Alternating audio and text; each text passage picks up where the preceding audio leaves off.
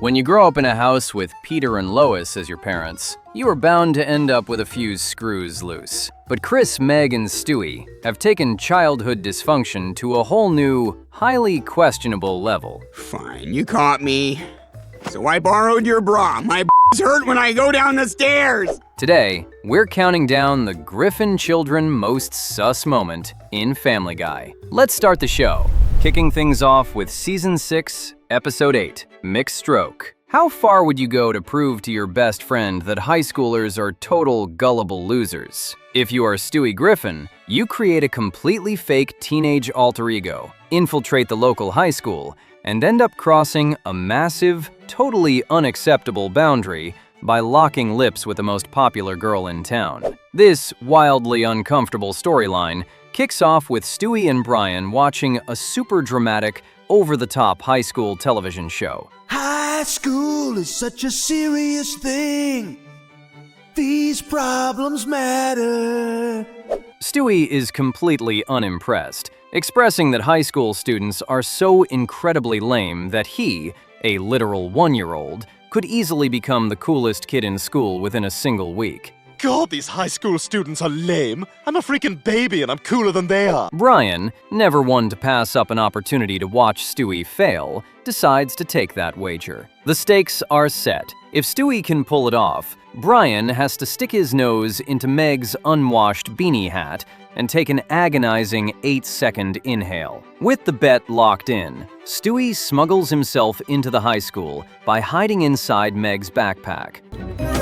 All right, dog, here we go. Prepare to lose a bet, because I'm about to become the most popular boy in school. Once inside, he completely transforms himself, adopting the ultimate mid-2000s bad boy persona named Zach Sawyer, which is a hilarious mashup of teen drama icons Zach Morris from Saved by the Bell and Peyton Sawyer from One Tree Hill. I wear long sleeve shirts under short sleeve shirts under long sleeve shirts. Wow, oh my God, you're awesome. God, you're so cool. Awesome. Zach struts right up to the popular kids' table and drops the most ridiculous introduction possible, claiming he just transferred there from rich, expensive car-driving high school. To seal the deal, Zach drops some peak early 2000s fashion knowledge, bragging that he wears long-sleeve shirts under short-sleeve shirts under long-sleeve shirts. The popular crowd, being the absolute dummies that they are, fall for this cool kid propaganda instantly, and Stewie effortlessly ascends to the top of the social ladder. But to truly cement his status as the king of the school, Stewie decides he needs to make the ultimate move, asking out the resident mean girl, Connie D'Amico. He casually asks her if she wants to go out to Point this weekend to see what all the buzz is about. OMG, that'd be so awesome. There is just one massive problem. Stewie comes home to gloat to Brian about his upcoming hot date, but he has to genuinely ask Brian what actually goes on at Point. Brian has to awkwardly sit down and explain the facts of life to the baby, using a highly family-friendly metaphor about parking a car in a really tight space. In true Stewie fashion, he misses the point completely and cheerfully admits that, in that scenario, he'd much rather be the parking space than the car. Well, in that scenario, it sounds like I'd rather be the parking space than the car. Yeah, that's what I've always guessed. The big night finally arrives, and Stewie and Connie are getting very romantic and swapping spit in the front seat of her car. You enjoy the movie, baby? Yeah, but I think I'm going to enjoy this even more. Things start getting a little too heated, and just before they cross into serious, adult-only territory, Connie goes exploring with her hands and makes a horrifying discovery. Or is that it? I'm sorry? She looks down and asks, "Is there more underneath, or is that it?" Completely grossed out by his lack of adult anatomy, she kicks Stewie right out of the vehicle. That's it?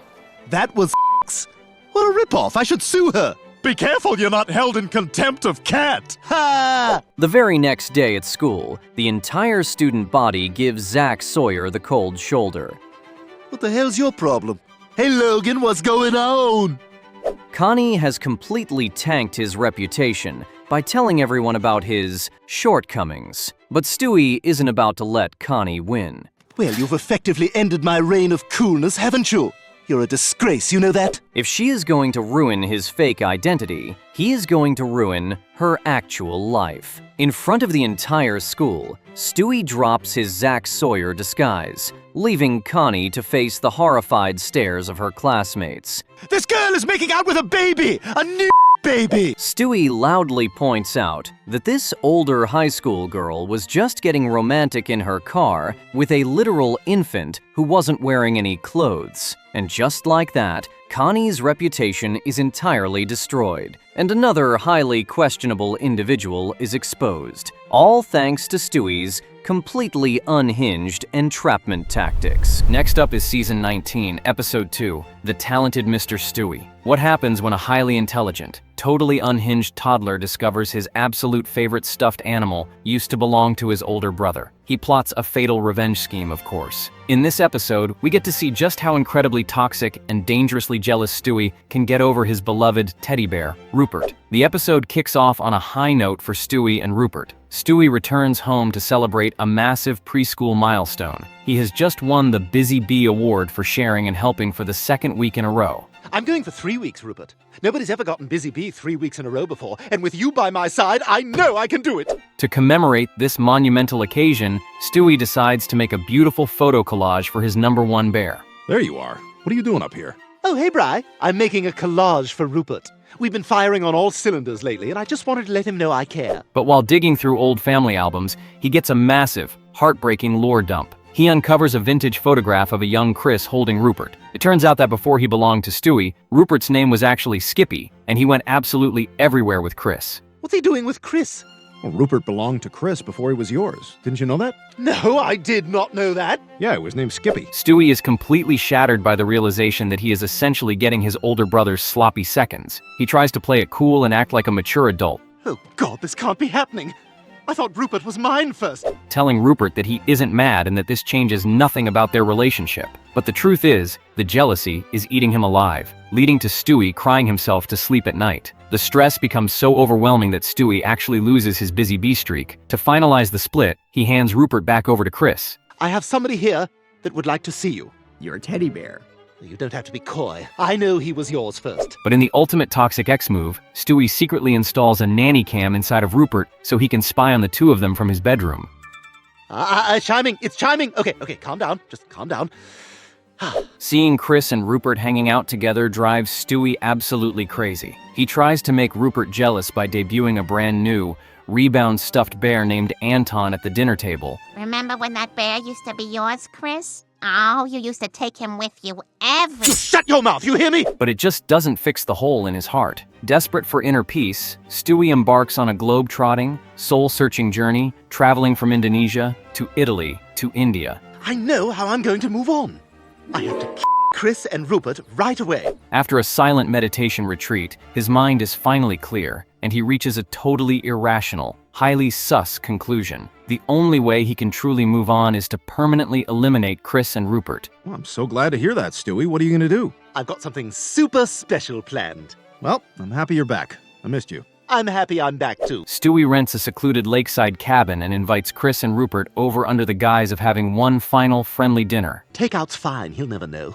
I don't know why I said I was making dinner. I'm committing a murder. I should have realized I wouldn't also want to cook. But the second Chris walks through the door, Stewie gives him a harsh bonk with a frying pan, knocking his older brother completely out. Peter, what is it? I forgot to record young Sheldon. Acting like a true supervillain, Stewie drags Chris's unconscious body into a rowboat and takes them out to the middle of the lake. What are you doing, Stewie? You can turn around right now and go back home.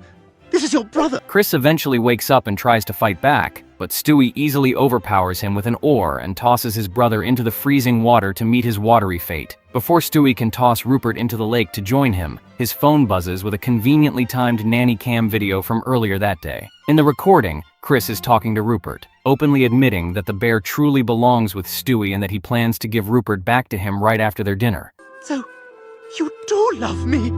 Oh, Rupert, I love you so much! Realizing he is making a massive, irreversible mistake, Stewie has a total change of heart. He dives into the water, saves Chris from drowning, and makes up with his brother at the hospital. Stewie gets his bear back, proving that the sibling dynamic in the Griffin house is always just one tiny misunderstanding away from a literal true crime documentary. Remember what happened? No. That's the right answer. Well, you have a lovely day, and we'll see you when you get home.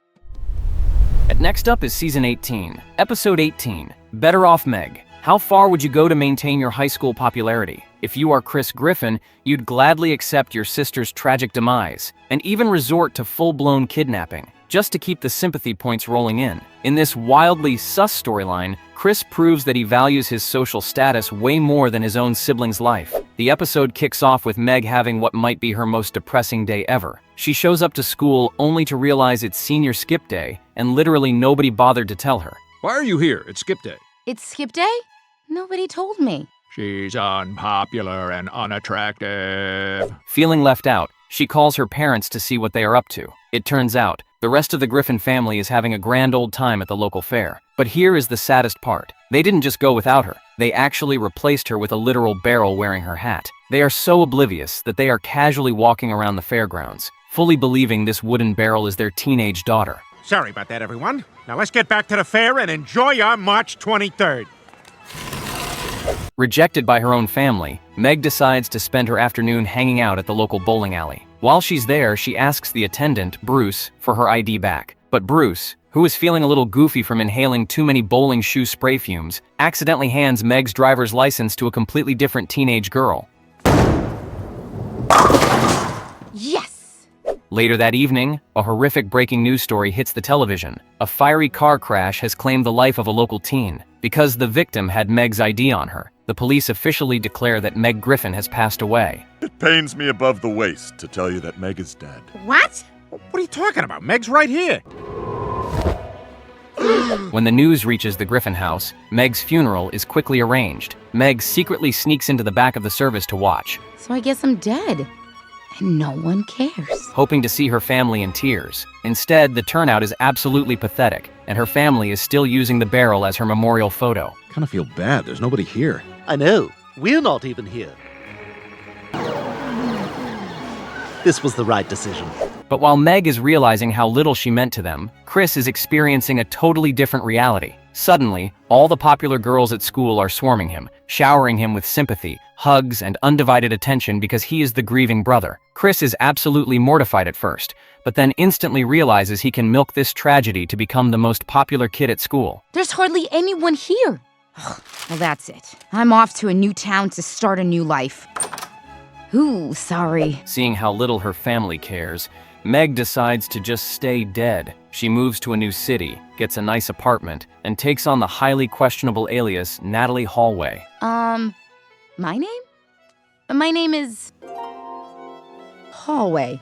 Natalie Hallway. For the first time in her life, she is actually making friends and living happily. Meanwhile, back in Quahog, Chris is living the high life. He is scoring points for the basketball team, getting high fives in the hallway, and practically running the school, all built on the lie of his dead sister. Chris, here are the keys to the driver's ed car to use anytime you want. Wow, cool! But Meg's perfect new life starts to feel a little empty, and she genuinely misses her family. She decides to call Chris to let him know she is actually alive. Chris is shocked, but agrees to meet up with her. Can you come meet me? Okay, still at the cemetery? When they finally meet face to face, Meg, emotional, tells him she wants to come home. I missed Mom.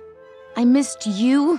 I missed the whole family. Now, a good brother would be overjoyed, but Chris realizes that if Meg comes back, his newfound popularity completely vanishes. So, in one of the most toxic sibling betrayals ever, Chris violently shoves Meg into the back of a moving van. Let me out! Sorry, Meg, but I can't let you come home just yet. I'm too popular now. Refusing to give up his high school clout, he kidnaps his own sister and leaves her tied to a chair in an abandoned warehouse to rot. Damn it, Chris.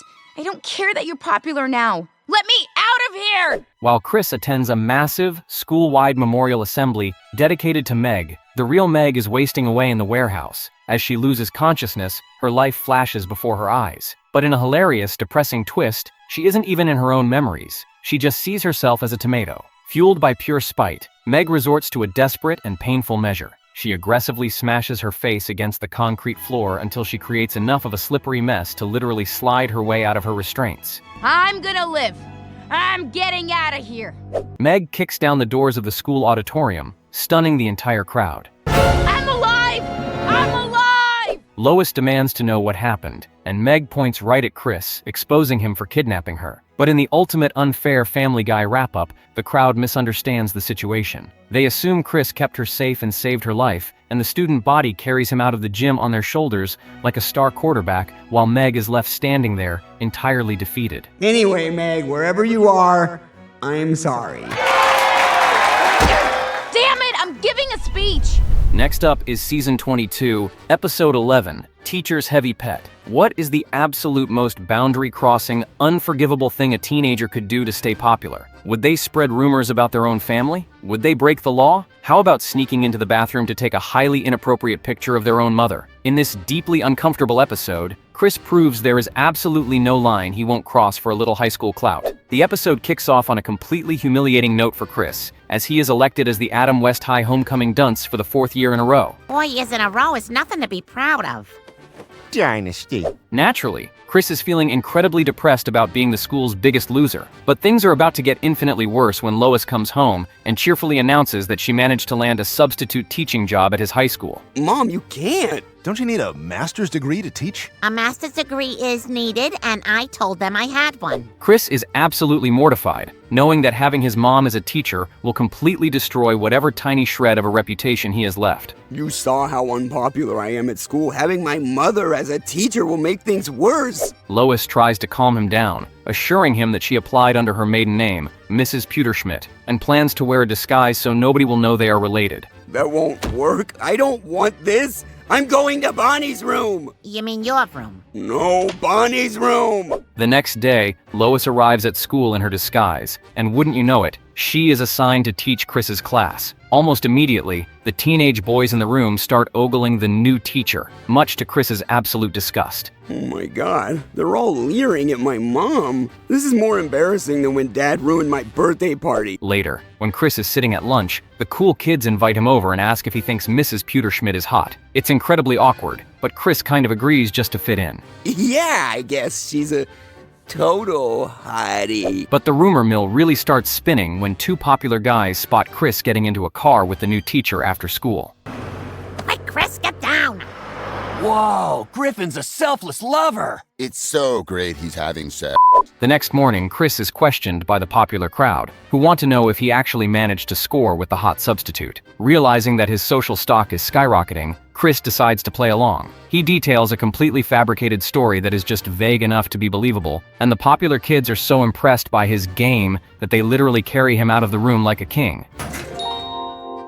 We decorated it in what is known as the Hollywood Regency style. Meg catches wind of this massive lie and warns Chris that if anyone finds out, Lois could actually be arrested for having a relationship with a student, but Chris refuses to give up his newfound popularity and ignores her. Oh, Mom knew when she took this job there was a chance we'd wind up pretend banging. I'm not going back to being unpopular. Eventually, the cool kids start to smell his bluff and demand actual physical proof of his conquests. They demand that Chris provide them with a naked picture of Mrs. Pewterschmidt and completely exile him from their lunch table until he supplies the goods. Get us a naked picture of her, and until then, go sit with the angry hearing aid kids. This leads to what is arguably the most sus and stomach-turning scene in Chris Griffin's entire history. Desperate to keep his friends, Chris actually sneaks into his own bathroom at home while his mother is in the shower, phone in hand. He hesitates, realizing how incredibly wrong and disgusting this is, but he is suddenly given a pep talk by Quagmire, who happens to be cosplaying as the bathroom wall to spy on Lois.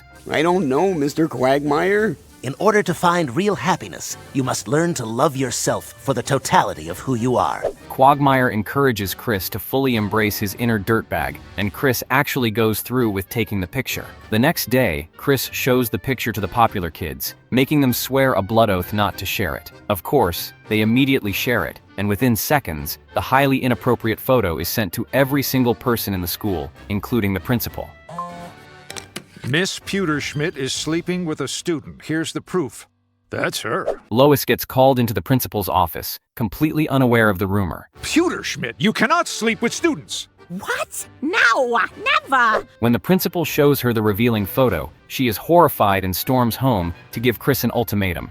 He either marches into school and tells everyone the truth tomorrow, or she will. Chris, if people think I'm sleeping with a student, I could go to jail. You know, you are gonna march into school tomorrow and tell everyone the truth. Chris actually does the right thing and comes clean to his peers. But the second the truth is out, his friends completely turn on him, and Lois watches her son's reputation instantly vanish before her eyes. In a bizarre, totally backward display of motherly love, Lois valiantly backtracks and loudly corroborates Chris's fake story in front of everyone. Oh, I thought I was gonna break in two. He was 22 inches and 11 pounds. The episode ends with Chris once again being hailed as the most popular kid in school, while Lois is hauled off to serve a 6-year sentence in state prison for having a relationship with a minor. A true fairy tale ending.